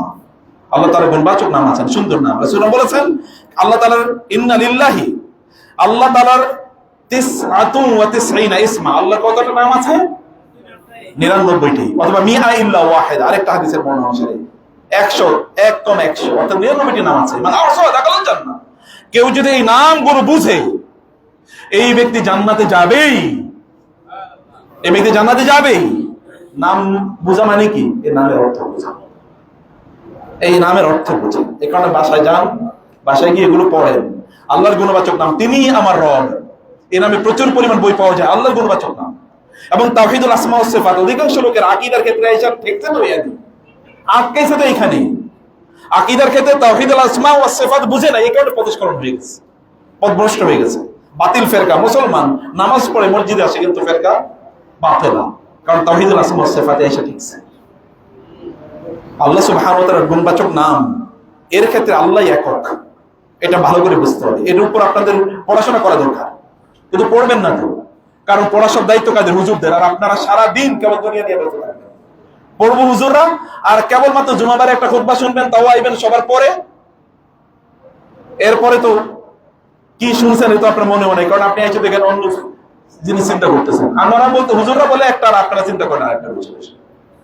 কয়জন এখানে মন আছে খুতবার প্রতি? আল্লাহই ভালো, তাই না? এগুলো বুঝতে হবে, এই জাতীয় বই পড়তে হবে, এগুলো বই বাজারে অ্যাভেলেবল। আমাদের যে দিন মোহাম্মদের সাথে যোগাযোগ করবেন, আপনাদেরকে বই দিয়ে দেবে সব তাহলে আসমা ওয়াস সিফাতের উপর। এটা জ্ঞান, এই আল্লাহর ব্যাপারে জ্ঞান অর্জন করা ফরজ নাকি নফল? এটা কি একদিনে ফরজ নাকি প্রতিদিনের ফরজ? আল্লাহর ব্যাপারে জানা প্রতিদিনের ফরজ, এটা 1 সেকেন্ডের ফরজ না যে শুনলাম এরপরে আমি আল্লামা হয়ে গেলাম, ব্যাপারটা কিন্তু এই লেভেলের না। প্রিয় ভাইরা, আল্লাহ সুবহানাহু ওয়া তাআলা তিনি আমাদেরকে দেখেন, ওমর রাদিয়াল্লাহু সেই গল্পটা আপনাদের সবার মুখস্থ আছে। ওমর রাদিয়াল্লাহু তাআলা রাতের বেলা তিনি কি করতেন? টহল দিতেন, পেট্রোল করতেন তিনি, যে ওইখানে লোকেরা কোনো সমস্যা ইত্যাদিতে আছে কিনা। এই পেট্রোলিং এ একবার তিনি শুনলেন কোন একটা ঘর থেকে আওয়াজ আসছে, একজন মা তার সন্তানকে বলছে দুধের সাথে পানি মিশাও। তখন সে মেয়ে বললেন, আমিরুল মুমিনিন, হান যালিক, মা তুমি কেন এটা বলছো? আমিরুল মুমিনিন তো নিষেধ করেছে যেন এটা না করি, নিষেধ করেছেন। তখন তিনি বললেন, আমিরুল মুমিনিন তো দেখতেছেন না। তখন তিনি বললেন, ইজান রব্বু আমিরুল মুমিনিন ইয়ারা, আমিরুল মুমিনিন দেখেন না মা, তা সত্য, কিন্তু আমিরুল মুমিনের রব কি দেখেন? এটা ছোট মেয়ে। তারবিয়া কাকে বলে দেখছেন? তারবিয়া কাকে বলে? বাচ্চাদেরকে এই অনুভূতি আপনি কবে তৈরি করে দেন? আপনার বাচ্চারা রাতের বেলা অন্ধকারে আপনারা ঘুমিয়ে থাকেন, ওরা সিনেমা দেখে। এই ব্যর্থতা কার? এই ব্যর্থতা আপনার না। আপনি কি মনে করতেছেন কেবল খাওয়ানো, ইনকাম করা আর রান্না বান্না করাই আপনাদের কাজ? বাবা হিসেবে আপনি ব্যর্থ, মা হিসেবে আপনি ব্যর্থ। এই ব্যর্থতা সাধারণ না, এটা গ্লানি হয়ে দাঁড়াবে কিয়ামতের দিন। কারণ সন্তানরা আমানত, তাদেরকে শিখাইতে হবে। আপনার কাজ আপনি করছেন, ওরা শিখে নাই, দ্যাট ইজ ডিফারেন্ট ইস্যু। কিন্তু আপনি তো আপনার কাজ করেন নাই, আপনি আপনার দায়িত্ব পালন করেন না। আপনি মনে করছেন কেবল আপনি একটা ব্যাংকার, অথবা আপনি এটিএম বুথ, আপনার পোলাপাইন কেবল আপনার কাছ থেকে টাকা নেবে, অথবা আপনি একজন শেফ, আপনি রান্না করবেন ওরা খাবে। ফাদার হচ্ছে এটিএম বুথ, মাদার হচ্ছে শেফ। এটার জন্য তো আর আপনার দরকার ছিল না। রিজিক আল্লাহ সুবহানাহু ওয়া তাআলা কি ওরে রিজিক ছাড়াই সৃষ্টি করছে নাকি? আর মা যদি না থাকে, ওর কি রান্না করে আর খাওয়ানোর মানুষ নাই? আছে। আপনার দায়িত্ব ছিল তার বিয়া দেয়া, আপনার দায়িত্ব ছিল তার বিয়া দেয়া। প্রিয় ভাইরা, এই যে কথা বললাম, মানুষ দেখছে কিনা সেটা এই সময় দেখছেন কি আল্লাহ তাআলা, রব দেখছেন। এই অনুভূতিটাই হলো ইহসান। এই অনুভূতিটাই কি? ইহসান। কিন্তু আমরা বলছি যে আমাদের ব্যক্তিগত জীবনে এর বিপরীত ছবি। কোন একজন আলেম আসলে যদি কেউ তারে ফলো করে, এখন তো আমরা আলেম মাপি কি দিয়া? বোঝেন না আপনারা? আপনারা তো আমার সাথেই নাই। আলেম মাপি কি দিয়ে? ফেসবুক দিয়ে আলেম মাপি। ফেসবুকে ফলোয়ার কত, উনি সবার চেয়ে বড় আলেম। ইউটিউবে ওনার লেকচার কত বেশি লোক শুনছে, উনি তত বড় আলেম নাকি? বুঝেন নাই কথা? এখন তো ওয়াজের দাওয়াতও দেয় এরকম। আমরা তো ওয়াজ টোয়াজ করি না, তারপরে দাওয়াত দিয়ে বলে ওনার ফেসবুক ফলোয়ার কত, ওনার ইউটিউব, বিভিন্ন জায়গায় বলে ওনার ইউটিউব ফলোয়ার। বুঝতে পারছেন? আইয়ামে জাহিলিয়াত। মানুষ দিন মাপে হলো ফেসবুক দিয়া, সোশ্যাল মিডিয়া দিয়ে। তার ডেপথ অফ নলেজ কি এটা মাপে। এবং এই কারণে সেলিব্রিটি বক্তাদের জন্য সব পাগল। সেলিব্রিটি বক্তাদেরকে নিলে দিতে হবে কত? 1 লাখ টাকা। আর আপনিও দেওয়ার জন্য পাগল। মাহফিল মাদ্রাসা চলে না, কিন্তু সেলিব্রিটি বক্তারে 1 লাখ টাকা দিয়ে দিবে। এটা কি জাহিলিয়াত না? এটা জাহিলিয়াত কি না? এটাই জাহিলিয়াত। আপনারা ঘুরতেছেন তার পেছনে। আপনারা তো ইউটিউব থেকে ইসলাম শিখবেন, আলেমের কাছ থেকে শিখবেন না, মাদ্রাসায় ভর্তি হবেন না। মনে করবেন যে ইউটিউব, এখন সব ইউটিউব স্কলার। আর আপনারও কি ইউটিউব স্টুডেন্ট। এই তো লেভেল, তো এই লেভেলের বাইরে তো আমরা যাইতে পারি না। আমাদের অতএব কোন সেলিব্রিটি আইলে তার সাথে একটা ছবি তোলা, তখন অস্থির হয়ে যায় ছবি তোলার জন্য। আমাদের সাথে ছবি একটু কম তোলে আর কি, কারণ আমাদেরকে লোকজন চেনে না। এখন অন্যদিকে দেখলে হাজার হাজার তোলা পাইনি ছবি তোলার জন্য পাগল হয়ে যাচ্ছে। একটা ছবি তুললে আমার মনে হয় যে এদের যা অবস্থা, তাতে এটা মনে হয় জান্নাতে যাওয়ার জন্য একটা টিকিট। এই ছবিটা, এটাও আরেকটা জাহিলিয়াত। এবং আপনারা লোকজনকে অহংকারী বানাচ্ছেন। কেন আপনার ছবি তুলতে হবে? কি সেখানে আছে? কি সেটা কেমন আছে? এটা একটা মানসিকতা, একটা নষ্ট মানসিকতা। এখান থেকে দূরে থাকতে হবে, এগুলো বন্ধ করতে হবে আপনাদেরকে। এই মসজিদের জন্য এটা না চলে। আপনি সেখানে কি অন্য ছবি থাকলে কি হবে? উনি জান্নাতে যাবে, এর গ্যারান্টি কি? এই ছবি বিপদের কারণ হয়ে যেতে পারে। কেমন দিন তোমারই দেখছি অমুক এসেছে ছবি। এগুলো আমাদের জন্য, আমরা কেবল এই জাতীয় ছবি শোয়িং দিনের মধ্যে আমরা অন্তর্ভুক্ত হয়ে যাচ্ছি। অনেকের আমি দেখি ফেসবুকে আমাদের বিভিন্ন ইয়েতে এসে কমেন্ট করে, কমেন্ট খুবই খারাপ। কোন কাফেরও এরকম কমেন্ট করতে পারে না, কোন মুরতাদ, কোন মুশরিক, অমুসলিম এরকম কমেন্ট করবে না, কিন্তু এরকম কমেন্ট। এরপরে তার প্রোফাইলে গিয়ে দেখি ওখানে কোরআন হাদিস ভর্তি, সব কোরআন হাদিসের কথা তার পুরো প্রোফাইল জুড়ে। কিন্তু সে যখন কোথাও কমেন্ট করে বা কোনো কথা বলে, তখন এটা মনে হচ্ছে যে লোকরা হত্যা করবে, গালিগালাজ ছাড়া কিচ্ছু করে না। অতএব আমরা ফেসবুক প্রোফাইলে আল্লাহওয়ালা, একেবারে মুত্তাকি, আবু বকর, ওমর, ওসমান, আলীর মতো, কিন্তু আমাদের বাস্তব চেহারা একটা কাঠা ইবলিসের মতো। এরকমই আমাদের পাবলিক ফেস অনেক সুন্দর করেছে, বিউটি পার্লারে গিয়ে যেমন সুন্দর চেহারা করে নিয়ে আসে। এই জাতীয় কালচার, এটা আমাদের একটা রোগ। এই রোগ থেকে আমাদের বাঁচতে হবে। আপনি ইন্টারনাল ফেসটা সুন্দর করেন। সালাফরা বলতেন, যদি আপনি তাহাজ্জুদের নামাজ আদায় করতে পারেন, তাহলে দিনের বেলা আপনার চেহারা থেকে এমন আলো ঝরবে, এই আলোগুলো কেবল আল্লাহওয়ালারা বুঝতে পারবে। যেমন কাফ শয়তানের, এই মানে দাজ্জালের চেহারা কি কাফ ফা র এটা লেখা থাকবে না, কাফের লেখা থাকবে না? কিন্তু এই কাফের কি সবাই পড়তে পারবে? সবাই পড়তে পারলে সবাই তার অনুসারী হয় কেন? কিছু লোক করতে পারবে। রাসূল সাল্লাল্লাহু আলাইহি ওয়াসাল্লাম এই কথা বলেছেন, নাদ্দারাল্লাহু আবদান সামিআ মাকালাতি, আমার কথা অর্থাৎ হাদিস যে মুখস্থ করছে, হাদিস মানুষের কাছে প্রচার করে দিয়েছে, যারা আহলুল ইলম, আহলুল হাদিস, আহলুস সুন্নাহ ওয়াল জামাআহ, এদের চেহারা আল্লাহ তাআলা আলোকিত করে দেয়। আল্লাহর রাসূল দোয়া করেছেন। এবং এই কারণে আল্লাহর কসম, যত মুহাদ্দিস আমি দেখেছি আল্লাহওয়ালা, আমি দেখেছি তাদের চেহারা থেকে নূর ঝরে। আমি দেখেছি যে তারা আল্লাহর জন্য কাজটা করে থাকে। কারণ আল্লাহ রাসূলের দোয়া অব্যর্থ দোয়া, এই দোয়া প্রত্যাখ্যাত হতে পারে না। রাসূলুল্লাহ সাল্লাল্লাহু আলাইহি ওয়াসাল্লাম এরকম দোয়া করেছেন। প্রিয় ভাইরা, আমাদের কি এই কারণে আমাদের অন্তরে আমরা যেমন পুলিশের ভয় করি, অথবা ধরেন লোক লজ্জা, এটা আমাদের একটা ভয়ের কারণ, আমরা কোনো কাজ করি না। এটা যদি আমরা ইন্টারনালাইজ করতে পারি, তাইলেই আপনি যখন এইডস দেখে ভয় পাবেন। এইডস, একবার ফ্রান্সের একটা গল্প শুনলাম, একটা মেয়ের ধরে নিয়ে গেছে কয়েকটা দুর্বৃত্ত, তাকে জেনা করার জন্য, মানে তাকে শ্লীলতাহানি করার জন্য। এই মেয়েরা চিন্তা করলাম, আমি বাঁচবো কিভাবে, বাঁচার উপায় কি? সর্বনাশ। তখন সে শুধুমাত্র ওই 4-5টা বখাটে যুবক নিয়ে এসছে, বলছে এইডস এইডস এইডস, মানে আমার শরীরে এইডস আছে, এতটুকু বলছে, এরপরে সবগুলো পালাচ্ছে। এটাই হলো তাকওয়া। ওইটা হলো কি? ওইটাও একটা তাকওয়া। ওটা কিসের তাকওয়া? এইডস এর তাকওয়া। আর এটা হলো আল্লাহর তাকওয়া। আল্লাহর ভয়, আপনি সব কিছু থেকে দূরে থাকছেন, অন্যায় থেকে, অশ্লীলতা থেকে আপনি দূরে থাকছেন। এই যে এক্সটার্নাল ভয়, লোকলজ্জা, মানুষ কি বলবে, পাশে লোকে কিছু করে, এই যে মানুষ কি বলবে, এই কারণে আপনি কিছু করেন অথবা কিছু করেন না।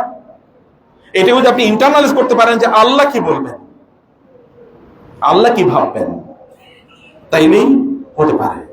যদি এটা মানুষ কি বলবে এটা যদি হয়, তাহলে এটা জাহান্নামের কারণ হয়ে যায়। আপনি জানেন, আপনাদেরকে এখানে বলেছিলাম, এক লোক খুবই আল্লাহওয়ালা, খুবই আল্লাহওয়ালা, এমন আল্লাহওয়ালা যে তিনি একেবারে প্রথম কাতারে ইমামের ঠিক পাশে, ইমামের সাথে, ইমামের পেছনে না দাঁড়ায় নেন, এটা দাঁড়ানো ছাড়া তিনি কাজ ইবাদত করেন। তিনি সকল নামাজে ঠিক ইমামের পেছনে দাঁড়ান, প্রতিদিন এটা করেন, এর কোনো দিনের তৈরি করে না।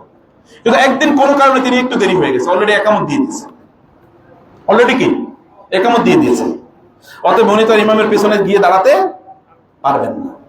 এখন তিনি চিন্তা করেন, আমি যদি যাই তাহলে পিছনে দাঁড়াবো, পিছনে যদি দাঁড়াই তাহলে মানুষেরা বলবে আজকে আপনি কেন পরে আসলেন, আপনি দেরিতে কেন আসলেন, আপনি তো আজকে ইমামের পিছনে তো আপনি দেখলাম না, এটা আমার জন্য একটা লজ্জার কারণ হবে। অতএব আজকে আমি বাসায় নামাজ পড়ি, যেন আমি পরের দিন থেকে আবার তখন কেউ বলবে আসলে একটু ব্যস্ত ছিলাম, অসুস্থ ছিলাম, এটা বলে সারতে পারবো, কারণ ইমামের পিছনে আমি আজকে দাঁড়াইতে পারি না। সেদিন সে আর নামাজে আসেনি, এই লোকটা জান্নাতুল ফেরদাউসের অধিকারী না? কি কোথায় যাবে সে? কোথায়? কেন? সমস্যা কি? সে মানুষের ভয়ে কাজ করছে, মানুষের অ্যাপ্রিসিয়েশন। মানুষ কইব কি, দেখছেন কোথায় যে কি লুকিয়ে আছে কেউ জানে না, অথচ ইমামের পিছনে নামাজ আদায় করছে। ভাই, ভিতরটাকে যদি বিউটিফাই না করতে পারি তাহলে বিপদ আছে। এখন আমরা আপনাদেরকে ইহসানের 3টি স্তর সম্পর্কে একটু বলতে চাই। 3টা স্তর, এর মধ্যে ইহসান 1 নম্বর স্তর হলো কি? ইবাদতের ইহসান। ইবাদত, এটা সকল ইবাদত, সেটা কি আপনার নামাজ আদায় করে, যেমন আপনি জানেন ওযু, রাসূল বলেছেন ওযুর ইহসান, সুন্দর করে আপনি ওযু করেছেন, যদি সুন্দর করে ওযু করেন, ওযুর সাথে সাথে ওযুর অঙ্গে যে সকল গুনাহ আছে সব গুনাহ জড়ে যাবে। ওযুর অঙ্গগুলো কিয়ামতের দিন সেখানে কি হবে? আলো ঠিকরে গুররাম মুহাজ্জালিনা মিন আসারিল ওযু, এখান থেকে আলো ঠিকরে পড়তে থাকবে, এবং রাসূল ইসলাম এই ওযুর জায়গা দেখে চিনবেন যে আপনি তার উম্মত।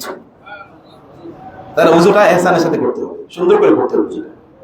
একজনে যখন ওযু করছেন তখন কোন অঙ্গ 7 বার ধরে, কোনটা 1 বার ধরে, বুঝেই না। আচ্ছা, মাথা কয়বার মাসে করতে হবে বলেন তো? দেখেছেন? একবার মানে কি, কেমনে, কিভাবে? এই তো মাশাআল্লাহ, মাশাআল্লাহ, এই তো এইভাবে একবার নিয়ে এইভাবে সামনে আনতে হবে। আপনারা গর্দান মাসে করেন কিনা বলেন? অনেকে কনফিউজ, যারা করেন তারা হাত তোলেন তো দেখি। অনেকে হাত তুলবে না, কি কইলে কি বিপদে পড়ে নাকি? গর্দান মাসে করার মাসালাটি, হাদিসটি দুর্বল, এর উপর আমল করা যায় না। গর্দান মাসে করার মাসালাটি কি দুর্বল, এর উপর আমল করা যায় না। আপনি তো বলবেন নতুন ফতোয়া শুনছেন, আপনি তো নতুন শুনবেন, আপনি তো ইসলাম পুরোই নতুন আপনার কাছে, পুরো ইসলামই তো নতুন, আল্লাহই তো নতুন আপনার কাছে। আমরা আল্লাহর ব্যাপারে কথা বলি, দেখেন তো আপনি কয়টা জানেন? সুবহানাহু ওয়া তাআলা। প্রিয় ভাইরা, অতএব ইবাদতের ক্ষেত্রে নামাজে যখন দাঁড়াবেন তখন ফাইন্নাহু ইউনাজি রাব্বাহু, আল্লাহর সাথে কথা বলছেন। রাসূল সাল্লাল্লাহু আলাইহি ওয়াসাল্লাম কি কথা বলেন নাই যখন তোমরা নামাজে দাঁড়াবে এই করবে তোমরা? নামাজের মধ্যে ওয়াল্লাযিনা হুম ফি সালাতিহিম খাশিউন, নামাজে খুশু। এবং তিনি কি বলেন নাই আল্লাহ মানে সবচেয়ে বড় আসওয়াউন নাসি সারিকাতান আল্লাযী ইয়াসরিকু মিন সালাতিহি, নামাজের সুর বড় সুর, কারণ আল্লাযী লা ইউতিম্মু রুকুআ ওয়া সুজুদাহা, সিজদা এবং রুকু ঠিকমতো দেয় না, নামাজ দ্রুত পড়ে। এখনো দেখবেন এই যে জুমার খুতবা শেষ, নামাজ শেষ, এরপরে বাকি নামাজ না পড়িয়া সবাই বাইরের দিকে চলে যাবে। সবাই তো আল্লাহর ওলি, তারা মানুষের সামনে নামাজ পড়তে চায় না, ঘরে গিয়ে নামাজ আদায় করবে, তাই না? বুঝেন নাই কথা? এত আল্লাহর ওলি যে কেউ মসজিদে নামাজ আদায় করতে চায় না, সবাই ঘরে গিয়ে এবার বাকি সুন্নত যেটা বাদাল জুমা যেটা এটা আদায় করবে, কারণ সহিহ বুখারী মুসলিমের হাদিস বাদাল জুমা। এবং সবাই অধিকাংশ পড়বে না, চিন্তা করে আমি বাসায় গিয়ে পড়বো, কারণ আমি মানুষের দেখাইতে চাই না আমি আল্লাহর প্রিয় বান্দা, আল্লাহর ওলি, তাই না? নাকি? মাশাআল্লাহ, এটা হলে তো খুবই ভালো। কিন্তু আল্লাহর এই ওলিরা এখান থেকে বাইরে যায়, এরপরে দোকানে গিয়ে ইবাদত করা শুরু করে দেয়, বাসায় পর্যন্ত আর যাবে না, বাসা পর্যন্ত আর যাবে না ভাই, দিন থাকে। অতএব আমাদের অন্তরটাকে পবিত্র করতে হবে। সহিহ বুখারী সেই বিখ্যাত হাদিসটি যে অন্তরে কি আছে, একটা মাংসের টুকরা আছে, কেউ যদি মাংসের টুকরাটা ঠিক রাখে তাহলে কি, তাহলে সব ঠিক, আর যে মাংসের টুকরাটা নষ্ট হয়ে যায় তাহলে সব নষ্ট। সেটা কি? আলা ওয়াহিয়াল কলব, সেটা হচ্ছে কলব, অন্তরকে পরিশুদ্ধ করা, অন্তরকে পরিশুদ্ধ করতে হবে। এবং রাসূলুল্লাহ সাল্লাল্লাহু আলাইহি ওয়াসাল্লাম এই কারণে, এই যে নামাজের কথা বলেছি, রাসূলুল্লাহ বলেছেন কোন ব্যক্তি নামাজ পড়ে চলে যায়, ওই নামাজের 1/10 সওয়াব সে পায়, কত? 10 ভাগ যে সওয়াব, আল্লাহ সওয়াবটাকে 10 ভাগ করে 1 ভাগ দেবে, তুই 1 ভাগ পাবি, এর চেয়ে বেশি পাবি না। আরেকজন বলে তুই 2 ভাগ পাবি, আরেকজন 3 ভাগ, আরেকজন 4 ভাগ, আরেকজন 9 ভাগ, আরেকজন 10 ভাগ, 100 ভাগই তুমি পাবা। ইবাদতের আবু বকর রাদিয়াল্লাহু তাআলা কি নামাজ পড়েন নাই? ওনারা জুমার নামাজ কয় রাকাত পড়ছেন? আপনারা আমার কথা বুঝেন নাই? আবু বকর রাদিয়াল্লাহু জুমার নামাজ কয় রাকাত, আপনার কয় রাকাত? তার পার্থক্য কই? পার্থক্য কোথায়? পার্থক্য কোয়ালিটিতে। একই জিনিস, চাইনিজ মোবাইল আপনি কিনেন কয় টাকা দিয়ে? 2000, 3000, 5000 টাকা দিয়ে। আর একটা খুবই ভালো ব্র্যান্ডের মোবাইল কিনেন 2 লাখ টাকা দিয়ে। একই তো জিনিস তো একই জিনিস, এক হইলে কোয়ালিটি ম্যাটার্স। তাদের কোয়ালিটি ছিল ইবাদতের। এই কোয়ালিটির কারণে আমাদের হলো এরকম প্রোডাক্ট, ওয়ান টাইম প্রোডাক্ট, আর তারা ছিল পার্মানেন্ট প্রোডাক্ট। কোয়ালিটি ছিল এরকম, প্রিয় ভাইরা। এ কারণে আপনার খুশুয়ের লেভেল যতটুকু, আপনার কি ইবাদতের, এটা প্রত্যেকটা জায়গায়। আপনি রোজা যখন যা রাখবেন, তো রাসূল কি বলেন নাই রোজা রাখলে তোমরা কি করবে না? গীবত, শিকায়াত, মিথ্যাচার ইত্যাদি করবে না।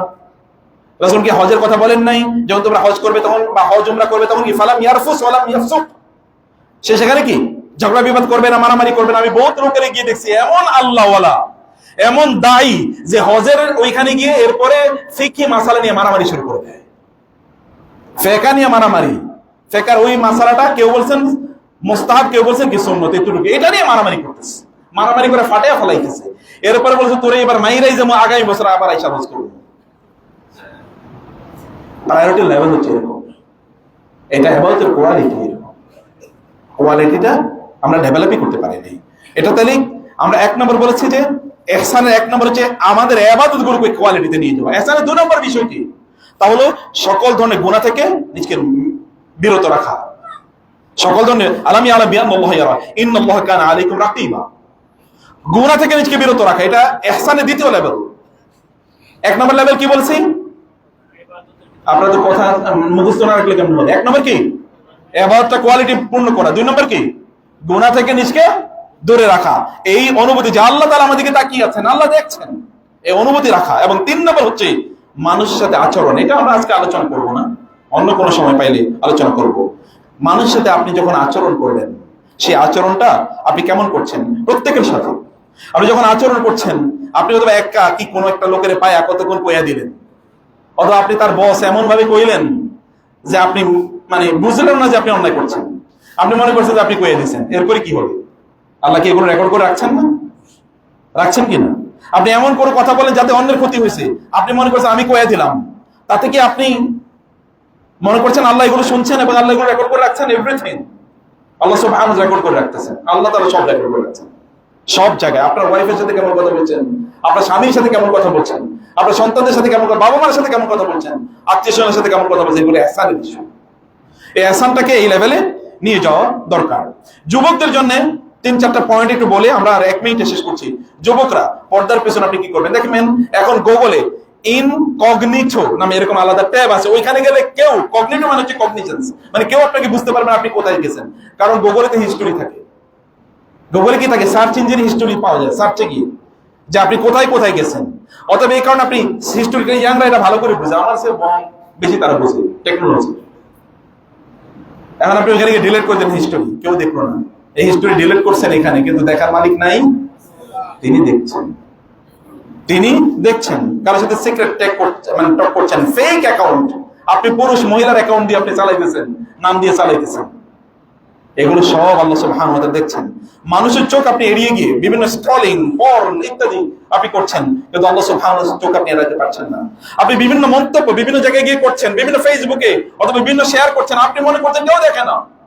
মা ইয়ালফিযু মিন কাওলিন ইল্লা লাদাইহি রাকীবুন আতীদ। আপনার প্রত্যেকটা শব্দ, উচ্চারিত শব্দ, অনুচ্চারিত প্রত্যেকটা শব্দ, এগুলো দেখছেন কে? আল্লাহ।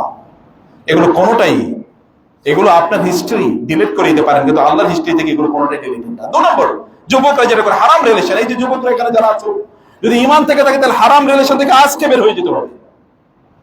হারাম রিলেশন থেকে আজকে বের হয়ে যেতে হবে। এটা একজন ব্যক্তির ইহসানের কাজ না, আল্লাহর সাথে রিলেশন মেইনটেইন করতে হবে। তুমি হোয়াটসঅ্যাপে ইনবক্সে কি নামে, অমকের বিভিন্ন নামে অমকের নাম সেভ করে রাখা হয়েছে। এই যে আপনার পুরুষরা এখন এক্সট্রা ম্যারিটাল রিলেশন পরকীয়া, অমুকের সাথে আপনার মিয়া মুরুদ থাকলে আরেকটা বিয়ে করেন, আপনার পরকে করবেন কেন? কারণ আল্লাহ আপনার জন্য হালাল করে দিয়েছেন। আপনার আগের স্ত্রীর সাথে আপনি যদি তার সাথে তারপর যদি ihsan করতে পারেন অথবা তার অধিকার ঠিকমতো আদায় করতে পারেন তারা করেন। কিন্তু এগুলো যা করতেছেন এগুলো পুরোটাই জাহান্নামের দিকে নিয়ে যাচ্ছে। আজকে থেকে এটা কাট অফ করতে হবে, আজকে থেকে এটা কাট অফ করতে হবে। এবং 3 নম্বরে টাকা পয়সা, এগুলোর পিছনে আপনি ঘুরছেন, কি করছেন? ফ্রিল্যান্সিং করছেন, অথবা আপনাদের মানে ধরেন আপনি জাকাত ফাঁকি দিচ্ছেন, আপনি সুদ নিচ্ছেন, ঘুষ দিচ্ছেন, ইত্যাদি আপনি করছেন। আপনি ক্লায়েন্টকে অনেক বেশি তার কাছে জিনিস পণ্য বিক্রি করে, যে দোকানদাররা আছে 2 টাকা জিনিস 10 টাকা বেচতেছেন, আপনি মনে করতেছেন কেউ দেখে না। দেখেন কে? আল্লাহ। 2 টাকা জিনিস 10 টাকা বেচা যায় আছে না? কে আপনার এই ব্যবসা শিখাইছে? এটা ইসলামের পেশা। এই ব্যবসা আপনাকে ইসলাম শিখায় নাই। এবং আমরা খুবই সিভি যখন দেখি, খুবই আল্লাহ, আমরা তো বিভিন্ন লোক নিয়োগ দিই, সিভি যখন দেখি আমার মনে হয় যে এই পৃথিবীতে তিনি একমাত্র আল্লাহর ওলি। এরপরে আনার পরে দেখা যায় যে সুবহানাল্লাহ, মানুষ যা সিভি দেখলে তো মানে জান্নাতুল ফেরদাউসে পাঠিয়ে দেওয়ার মতো অবস্থা, কিন্তু এরপরে একেবারে ভিন্ন মানুষ।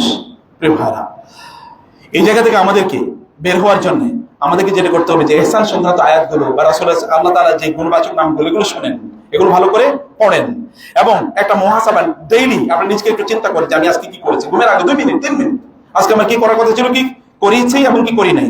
এবং নিজের গোপন গুনার উপর যুদ্ধ ঘোষণা করেন। গোপন কোনো গুনাহ চলবে, কথা বুঝে না, গোপন কোনো গুনাহ চলবে না। গোপন গুনাহ মানুষকে ধ্বংস করে দেয়। বিশেষ করে আজকের যুবক জেনারেশন গোপন গুনার কারণে ধ্বংস হয়ে যাচ্ছে। পরিবারগুলো গোপন গুনার কারণে ধ্বংস হয়ে যাচ্ছে। গোপন গুনাহ কোনোভাবেই করা যাবে না। এবং কিছু নেক আমল করেন, যেই নেক আমলগুলো কেবল আপনি জানেন এবং আপনার রব জানেন, আর কেউ জানে না। এরকম কিছু নেক আমল করেন, দান, সাদাকা, কোরআন তেলাওয়াত, তাসবিহ, তাহলিল, তাহাজ্জুদ, তাই না? এমন কিছু কাজ করেন যে কাজগুলো আপনারা নিজকে নিয়ন্ত্রণ করতে পারেন। ফাইনালি সর্বশেষ তা হলো যে আপনারা ভালো বন্ধু নির্বাচন করার পাশাপাশি আপনাদের স্ক্রিনটাকে কন্ট্রোল করেন। যেমন বাসায় গিয়ে এটা নিশ্চিত করবেন আপনাদের বাচ্চারা যেন কোনোভাবেই টয়লেটে কোনো ডিভাইস নিয়ে না যেতে পারে। তাদের কম্পিউটার অথবা যদি কোনো ডিভাইস ব্যবহার করে আপনাদের সামনে ব্যবহার করতে হবে। এটা যেন গোপনে কোনো ঘরে একেবারে কর্নারে একটু বাঁকা করে ল্যাপটপটা কম্পিউটার রাখছে, কি কারণে? সমস্যা কি? এটা বাঁকা করে রাখছে কেন? এবং আপনার অফিসেও এটা বাঁকা করে রাখবে না। বাঁকা করে রাখা মানে এখানে চয়তানি আছে, এখানে সমস্যা আছে। আল্লাহ সুবহানাহু ওয়া তাআলা আমাদেরকে তার দ্বীন অনুসারে চলার তৌফিক দান করুন। আল্লাহুম্মা আমিন। আকুলু কওলি হাযা ওয়া আস্তাগফিরুল্লাহ লি ওয়া লাকুম ওয়া লিসাইরিল মুসলিমিন ফাস্তাগফিরুহু ইন্নাহু হুয়াল গফুরুর রহিম।